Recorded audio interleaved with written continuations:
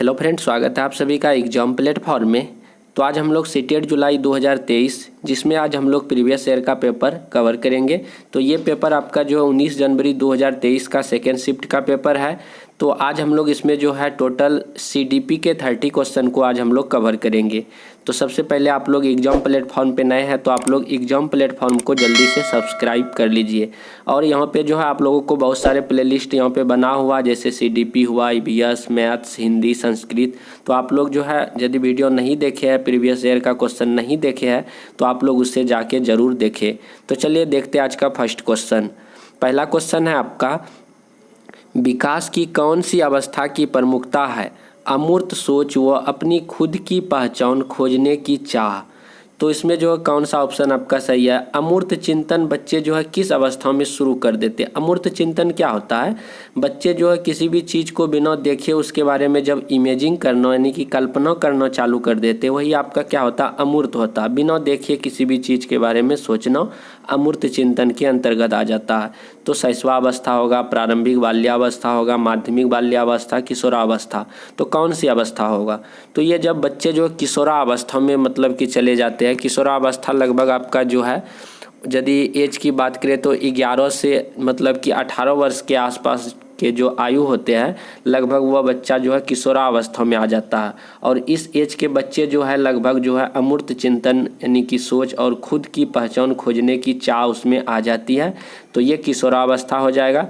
और शैशवावस्था क्या होता है? शैशवावस्था में जो है 0 से मतलब कि 2 वर्ष के बच्चे आते हैं शैशवावस्था में। उसके बाद फिर आपका प्रारंभिक बाल्यावस्था आता है। प्रारंभिक बाल्यावस्था में जो है लगभग आपका जो है 2 से 6 वर्ष के बच्चे जो है आपका जो है प्रारंभिक बाल्यावस्था में। फिर माध्यमिक बाल्यावस्था आपका कब आ जाता है?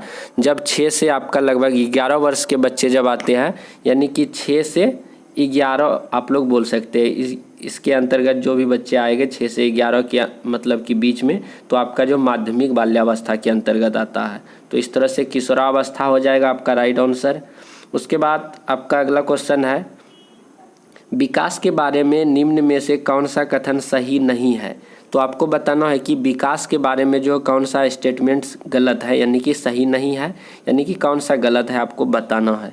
जैसे विकास के बारे में आप लोग क्या जानते हैं? विकास के बारे में एक सिंपल आप लोगों को बहुत सारे क्वेश्चन भी आया हुआ है, मतलब कि पिछले सेट में भी आप लोगों को कराया गया था कि विकास जो है सिर से जो है छोटे बच्चे में यदि आप लोग गौर से देखेंगे तो इसमें अच्छा उसका उदाहरण भी मिलता है कि छोटे जो शिशु होते हैं उसमें जो है विकास जो है सिर से यानी कि केंद्र से जो है पैर की तरफ होता है। तो सिर से पैर की तरफ जो सामान्यतः बच्चों में जो है विकास देखा जाता है। तो जो है विकास जो है केंद्र से बाहर की दिशा में अग्रसर होता है, ये तो सही बात है। विकास पैर से सिर की दिशा में होता है, ये जो है सामान्यतः जो है ऐसा नहीं होता है। इस तरह से आपका कौन सा कथन सही नहीं है? तो आपका ऑप्शन नंबर 3 जो है बिल्कुल राइट आंसर हो जाएगा। विकास पैर से सिर की दिशा में होता है, ये ऑप्शन आपका बिल्कुल यहाँ पे यानी कि नहीं में पूछ रहा है, इसलिए आपका ये सही हो जाएगा ऑप्शन नंबर 3। बाद बाकी उधर देखिए 1 नंबर पे क्या है? विकास एक खास क्रमानुसार चलता है, बिल्कुल सही बात है। विकास विभेदन व एकीकरण के सिद्धांत का पालन करता है, ये भी बात सही बात। मतलब अलग अलग भागों का विकास अलग अलग तरीके से होता है, ये मतलब कि होता है। बट आपका जो विकास पैर से सिर की दिशा में होता है, ये आपका यहाँ पे कथन गलत हो जाएगा। ऑप्शन नंबर 3 राइट आंसर है। उसके बाद अगला क्वेश्चन है आपका, बच्चों में व्यक्तिगत विभिन्नताओं का प्रमुख कारण क्या है? आपको बताना है बच्चों में जो है व्यक्तिगत यानी कि पर्सनल जो है विभिन्नताएं उत्पन्न आ जाती है, वो उसका जो है मेन कारण क्या है? पहला है केवल व्यक्ति के वंशानुगत गुण, केवल पालकों के मतलब कि पालकों के पालन पोषण के तरीका, यहाँ पे बालक हो जाएगा, केवल बालकों के पालन पोषण के तरीका, अनुवांशिक व पर्यावरण कारकों के बीच परस्पर जटिल अंतःक्रिया।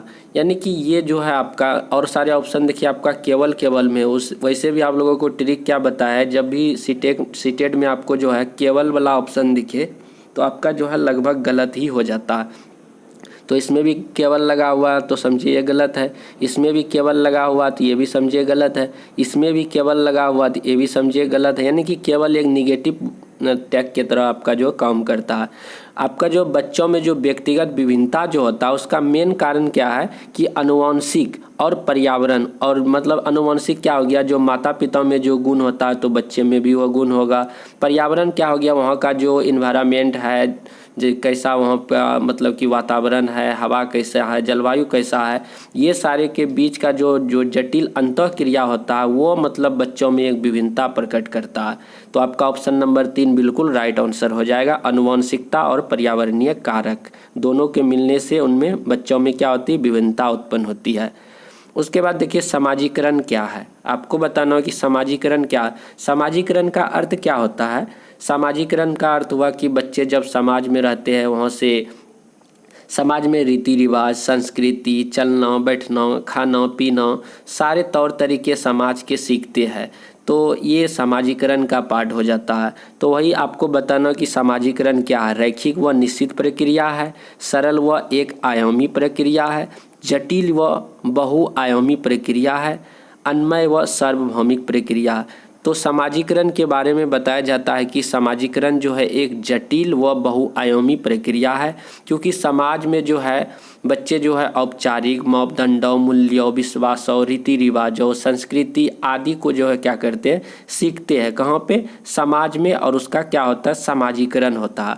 तो समाजीकरण एक जटिल व बहुआयामी प्रक्रिया है। बिल्कुल राइट आंसर ऑप्शन नंबर 3 हो जाएगा आपका। उसके बाद यहाँ पे है जीन पियाजे ने सुझाव दिया है कि, तो आपको बताना कि जीन पियाजे के बारे में बताना कि जीन पियाजे ने क्या बताया। जैसे फर्स्ट ऑप्शन है बच्चे बड़ों से अलग सोचते और सीखते हैं। बिल्कुल सही बात है, जीन पियाजे जी बताए थे कि बच्चे जो है बड़ों से बिल्कुल अलग सोचते हैं, उनके सोचने के जो है तरीके अलग होते हैं। तो इस तरह से आपका ऑप्शन नंबर 1 बिल्कुल राइट आंसर है।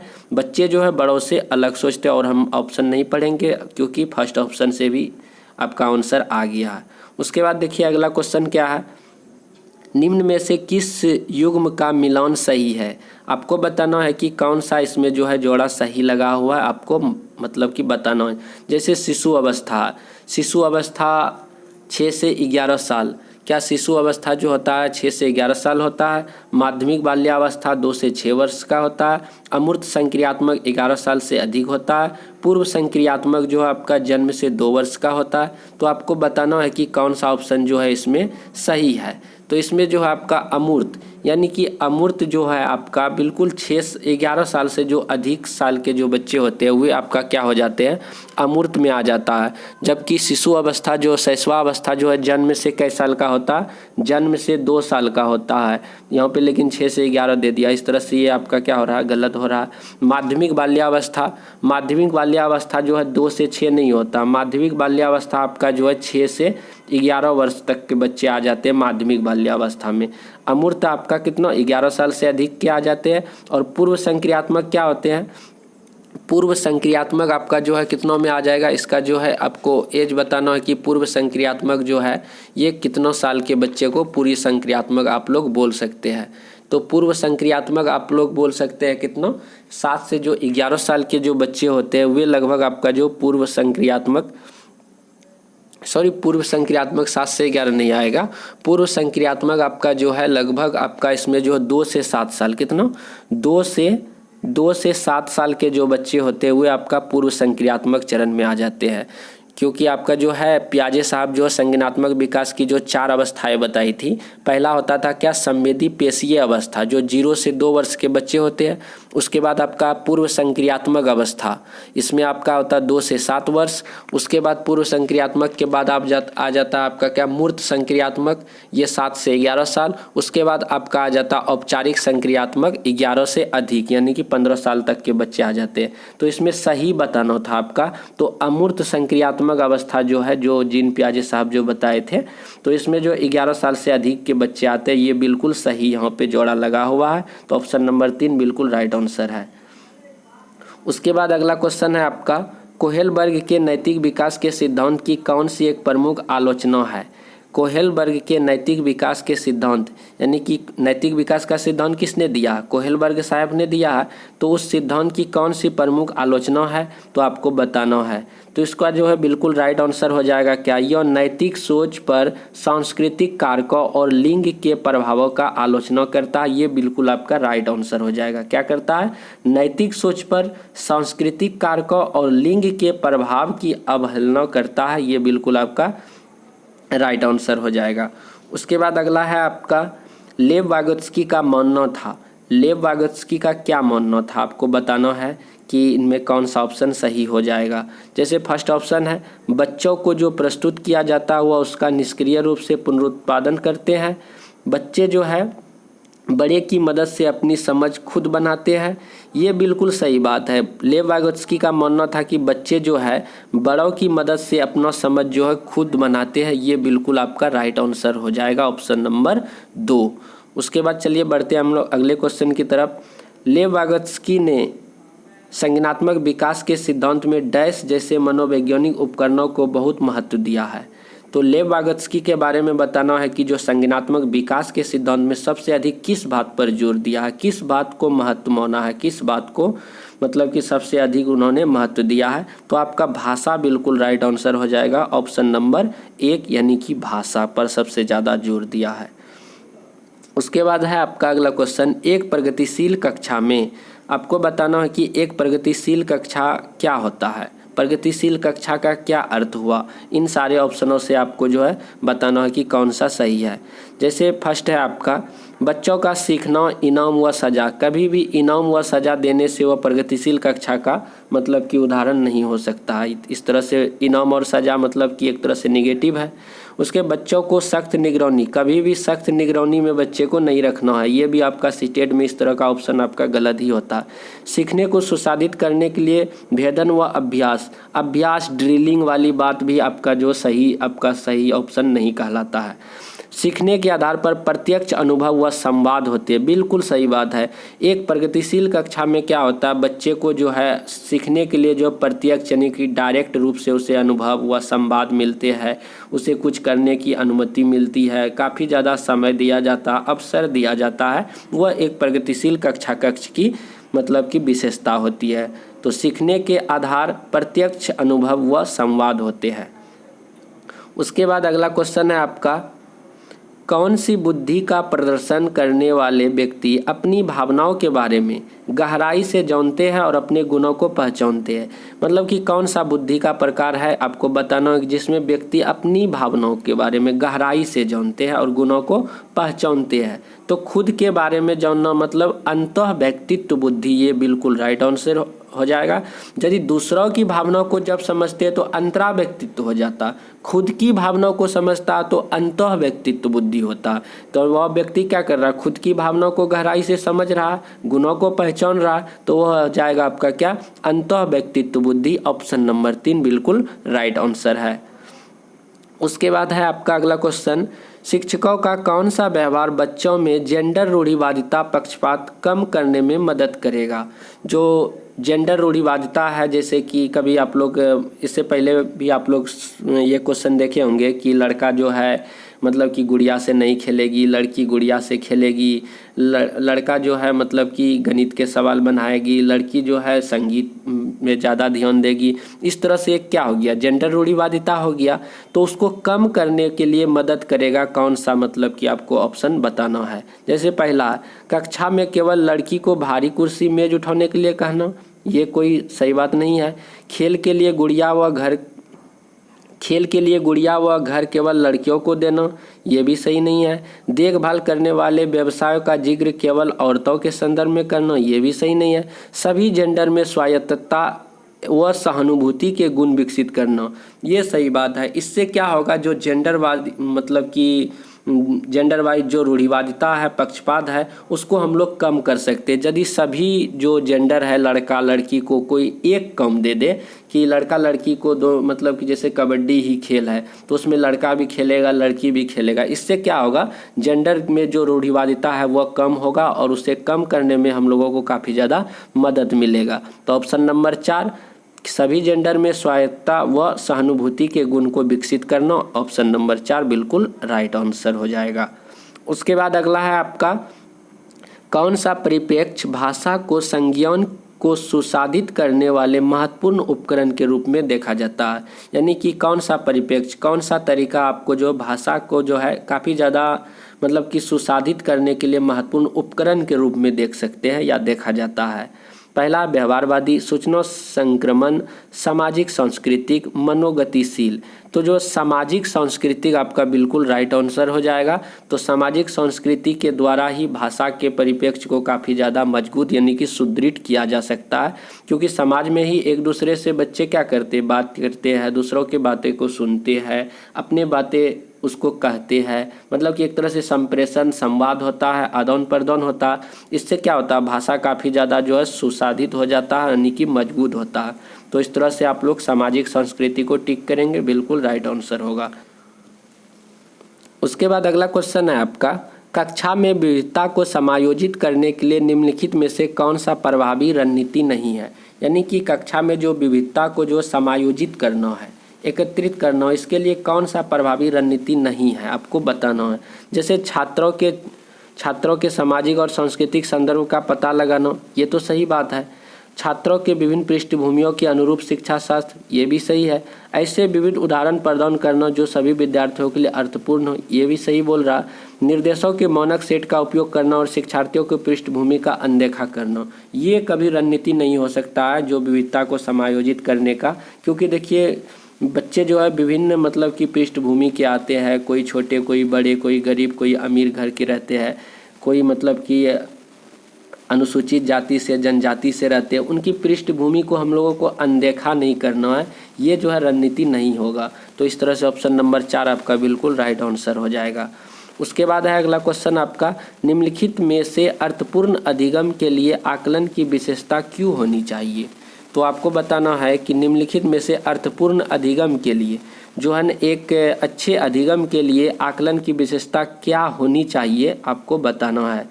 तो इसके लिए तो आप सारे ऑप्शन को पढ़ने के बाद आप लोगों को खुद आता होगा कि दिमाग में कि कौन सा ऑप्शन सही होगा। जैसे रचनात्मक यहाँ पे दिख रहा है, तो एक रचनात्मक आकलन मतलब कि होना चाहिए अर्थपूर्ण अधिगम के आकलन के लिए। कैसा, रचनात्मक। तो ऑप्शन नंबर 3 बिल्कुल राइट आंसर हो जाएगा। उसके बाद अगला है आपका, समावेशी शिक्षा से क्या शामिल है। समावेशी शिक्षा में क्या शामिल है, तो आपको बताना है कि समावेशी शिक्षा में जो है क्या शामिल है। पहला आपका बाधा मुक्त वातावरण का प्रावधान, योग्यताओं के आधार पर बच्चों का पृथक्करण, बच्चों की पहचान कर उनका उपयुक्त नामीकरण। उसके बाद आप पाठ्य पुस्तक अनुभवों व शिक्षा शास्त्रियों के रणनीतियों में लचीलापन। तो समावेशी शिक्षा यानी कि सभी को एक प्रकार का शिक्षा देना, इस मतलब कि कौन सा ऑप्शन सही होगा। जैसे कि बाधा मुक्त वातावरण का प्रावधान, ये बिल्कुल सही जवाब है। ये समावेशी शिक्षा में इस तरह की बातों को हम लोग शामिल कर सकते हैं। जब भी हम लोगों को किसी भी बच्चे को पढ़ाना है तो वह जो है बाधा मुक्त, किसी प्रकार का उसे परेशानी नहीं हो, इस तरह का शिक्षा हम लोगों को देना है। उसके बाद पाठ्य पुस्तक अनुभवों व शिक्षा शास्त्रीय रणनीतियों में लचीलापन, तो काफ़ी ज़्यादा उसमें लचीलापन भी देना है। तो इस तरह से ये 4, तो 1 और 4 बिल्कुल राइट आंसर है आपका। यानी कि किस में है यहाँ पे, तो 1 में है। तो फर्स्ट वाला ऑप्शन आपका बिल्कुल सही जवाब है, 1 और 4। उसके बाद अगला क्वेश्चन है आपका, छात्रों के विविध समूह के साथ बातचीत करते समय एक शिक्षक को क्या नहीं करना चाहिए। आपको बताना है कि जब छात्रों से विविध समूह के रूप में बातचीत करते हैं तो उस समय शिक्षक को क्या नहीं करना चाहिए। तो इसमें जो है राइट आंसर आपका हो जाएगा ऑप्शन नंबर 3, एक समान पाठ्यक्रम और मानवीकृत मूल्यांकन का पालन। तो कभी भी जो है इस समय जो है बच्चों के लिए एक समान पाठ्यक्रम और मानवीकृत मूल्यांकन का पालन उसे नहीं करना चाहिए। इस तरह से ऑप्शन नंबर 3 बिल्कुल राइट आंसर हो जाएगा। उसके बाद देखिए कथन और तर्क से रिलेटेड क्वेश्चन है आपका। कथन में कहा जा रहा है, पठन वैकल्य से जूझ रहे बच्चे सीखने को सुगम बनाने के लिए शिक्षकों को पुस्तकों के अलावे विभिन्न प्रकार के संसाधनों का प्रयोग करना चाहिए व उन्हें लिखित परीक्षा में अतिरिक्त समय देना चाहिए। बिल्कुल सही बात है।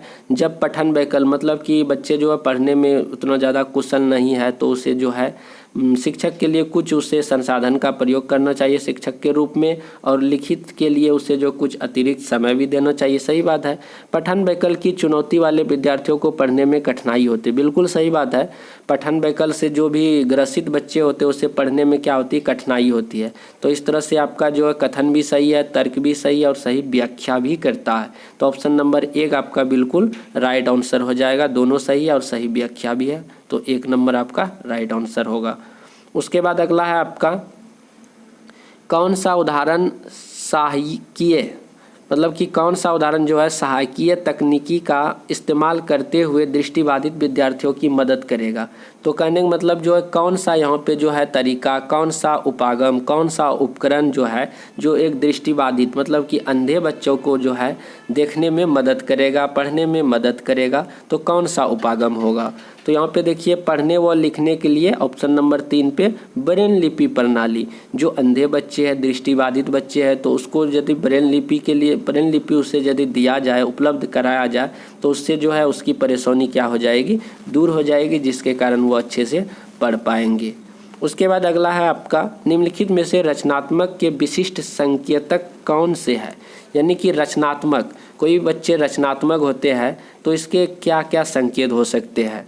तो इसमें जो है वह जो है काफ़ी ज़्यादा जिज्ञासा भी होगा, उसे स्वतंत्रता मिलेगा, अनुकूलनशीलता, और देखिए वहाँ पर क्या है, उच्च स्तर की एकाग्रता और बारंबार अभ्यास की आवश्यकता। तो इसमें से आपको बताना हो कि कौन सा जो है सही हो जाएगा। तो इसमें जो है आपका जो है 1, 2, 3 और 4, यानी कि ऑप्शन नंबर 3 आपका बिल्कुल राइट आंसर हो जाएगा। यानी कि जिज्ञासा होती है, स्वतंत्रता और अनुकूलनशीलता और उच्च स्तर की एकाग्रता और बारंबार अभ्यास की आवश्यकता। ऐसे रचनात्मक बच्चों में जो इस तरह की जो है काफ़ी ज़्यादा ज़रूरत नहीं पड़ती है। तो इस तरह से ऑप्शन नंबर 3 आपका, यानी कि 3 में क्या क्या है, 1 है, 2 है, 3 है और क्या है, 4 है। तो इस तरह से आपका राइट आंसर हो जाएगा। उसके बाद अगले क्वेश्चन यहाँ पे फिर देखिए आपका अभिकथन और तर्क से रिलेटेड क्वेश्चन है। तो कथन में क्या बोला जा रहा है, प्रभावी अधिगम के लिए केवल शिक्षक को कक्षा में प्रश्न पूछना चाहिए, न कि बच्चों को। एक प्रभावी अधिगम काफ़ी ज़्यादा इफेक्टिव मतलब कि लर्निंग हो, तो इसके लिए केवल क्या शिक्षक को ही क्लास में प्रश्न पूछना चाहिए, बच्चों को नहीं। ये तो सरासरी क्या है, एक तरह से गलत ही है। बच्चे निष्क्रिय श्रवण की प्रक्रिया के माध्यम से सर्वाधिक अर्थपूर्ण ढंग से सीखते हैं। बच्चे क्या कक्षा कक्ष में निष्क्रिय रूप से श्रवण करते हैं, ये गलत बात है। बच्चा जो है सक्रिय रूप से सीखते हैं कक्षा कक्ष में। इस तरह से आपका यहाँ पे कथन भी गलत है और आपका तर्क भी गलत है। यानी कि ऑप्शन नंबर यहाँ पे 4 आपका बिल्कुल राइट आंसर हो रहा है। यानी कि कथन और तर्क दोनों ही गलत है। उसके बाद यहाँ पे फिर देखिए अगला क्वेश्चन भी आपका कथन और तर्क से है। शिक्षकों को विद्यार्थियों की ज़रूरतों के अनुसार उचित व उपयुक्त पाठ प्रदान करना चाहिए। सीखना एक सहयोगात्मक प्रक्रिया है।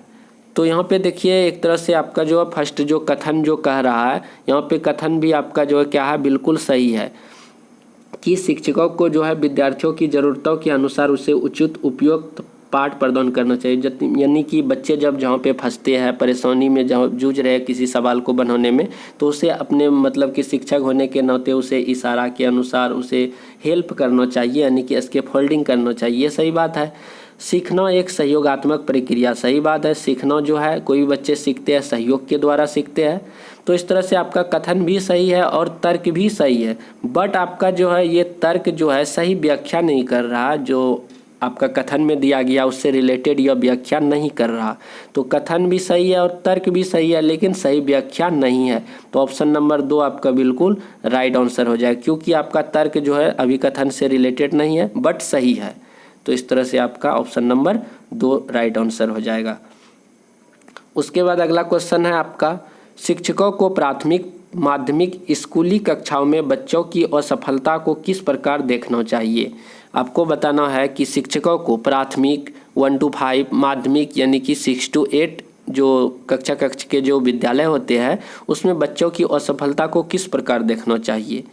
यानी कि बच्चे का जब उसमें असफलता हो जाती है, बच्चे असफल होते हैं, तो उसे किस रूप में देखना चाहिए।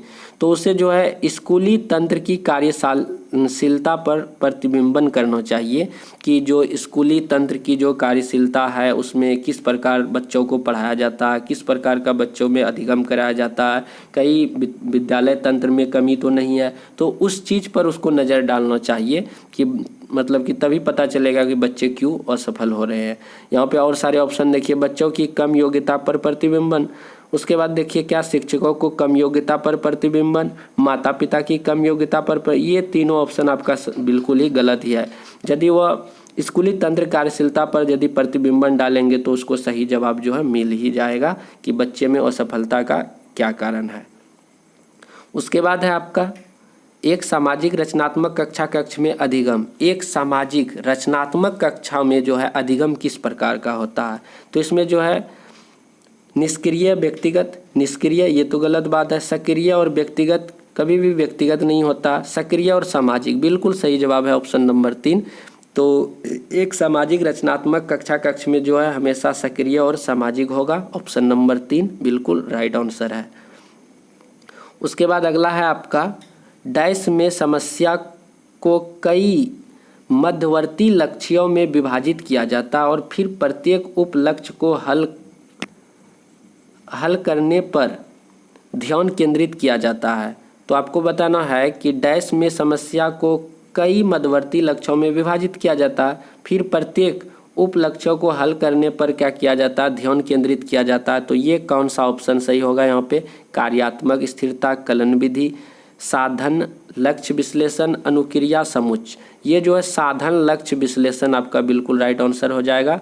तो किसी भी समस्या के जो मध्यवर्ती लक्षण होते हैं उसको क्या करेंगे, अलग अलग पार्ट में विभक्त कर देंगे, फिर जहाँ पे हमको प्रॉब्लम आ रहा उस चीज़ पे ध्यान केंद्रित करेंगे, तो ये साधन लक्ष्य विश्लेषण कहलाएगा। तो ऑप्शन नंबर 3 बिल्कुल राइट आंसर हो जाएगा, क्या, साधन लक्ष्य विश्लेषण।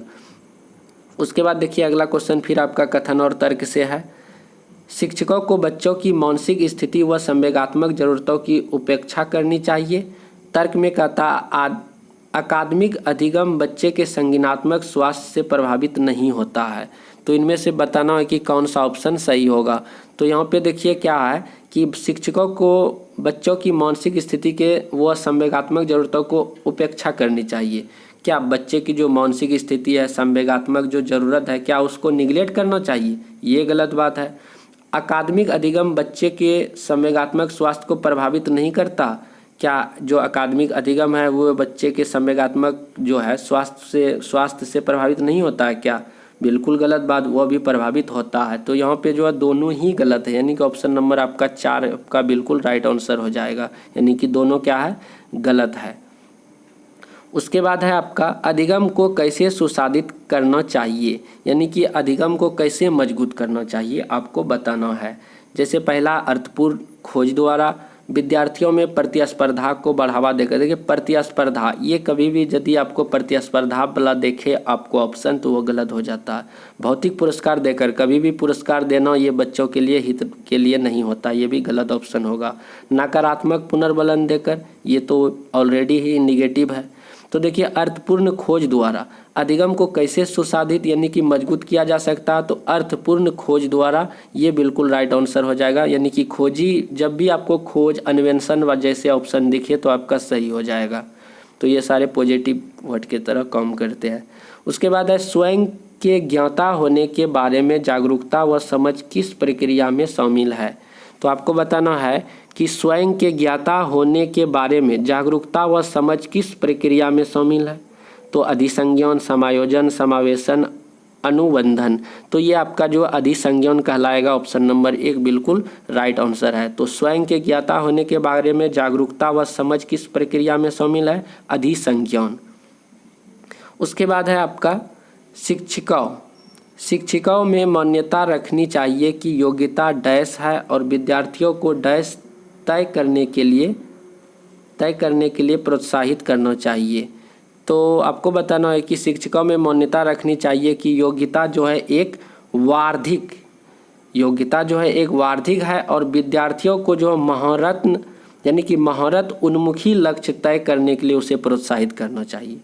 तो बिल्कुल राइट आंसर हो जाएगा ऑप्शन नंबर 3 आपका। शिक्षकों में मान्यता रखनी चाहिए कि योग्यता जो वार्षिक मतलब कि उसकी योग्यता क्या है, वार्षिक है। और विद्यार्थियों को जो महारत उन्मुखी, मतलब कि महारत उन्मुखी क्या होता है, चौमुखी मतलब कि विकास। बच्चों को जो सभी तरह के जो शारीरिक होगा, मानसिक हो गया, बौद्धिक हुआ, तो सभी क्षेत्रों में उसका विकास हो, इसके लिए जो है उसे क्या करना चाहिए, प्रोत्साहित करना चाहिए। ऑप्शन नंबर 3 बिल्कुल राइट आंसर होगा। उसके बाद है अगला क्वेश्चन आपका, प्रेरणा और सीखने के बारे में निम्न में से कौन सा कथन सही है। तो प्रेरणा और सीखने के बारे में इनमें से कौन सा कथन सही है आपको बताना है। तो इनमें से देखिए आपका सेकंड वाला क्या, सीखना तभी प्रभावी होता है जब छात्रों में आंतरिक अभिप्रेरण हो। बिल्कुल सही बात है कि प्रेरण और सीखने के बारे में कौन सा कथन सही है, कौन सा स्टेटमेंट सही है कि सीखना तभी प्रभावी होगा जब छात्रों में आंतरिक अभिप्रेरण, यानी कि खुद वह जब उस चीज़ पर मेहनत करेगा, परिश्रम करेगा, तभी वह प्रभावी हो सकता है। ये नहीं कि कुछ बनाने के लिए दिए तो वह मम्मी पापा के डर से उस चीज़ को बना के लेके चले गए, फर्स्ट प्राइज पाने के डर से वह मतलब कि पाने के उद्देश्य से उस चीज़ को याद कर लिए चले गए। तो ये सारे चीज़ करने से कभी भी जो सीखना प्रभावी नहीं बनता। जब बच्चे खुद वह चीज़ को लगे कि बच्चे काफ़ी ज़्यादा इंटरेस्टिंग के साथ उस चीज़ को पढ़े करे, खुद अपने मन से उसे लगे कि नहीं इस चीज़ को हमें करना चाहिए, तभी जब वह करेगा तभी वह सीखना क्या कहलाएगा, प्रभावी कहलाएगा। तो इस तरह से आपका ऑप्शन नंबर 2 बिल्कुल राइट आंसर हो जाएगा। तो आप लोगों को वीडियो कैसा लगा प्लीज़ कमेंट पे ज़रूर बताएं और अपने फ्रेंडों को शेयर भी कीजिए। और भी जो वीडियो नहीं देखे आप लोग प्रीवियस ईयर का क्वेश्चन, आप लोग उसे भी देखें, क्योंकि प्रीवियस ईयर क्वेश्चन लगाने से ही आपका जो तैयारी काफ़ी ज़्यादा मजबूत होगा। तो मिलते हैं हम लोग अगले वीडियो पे। जय हिंद, जय भारत।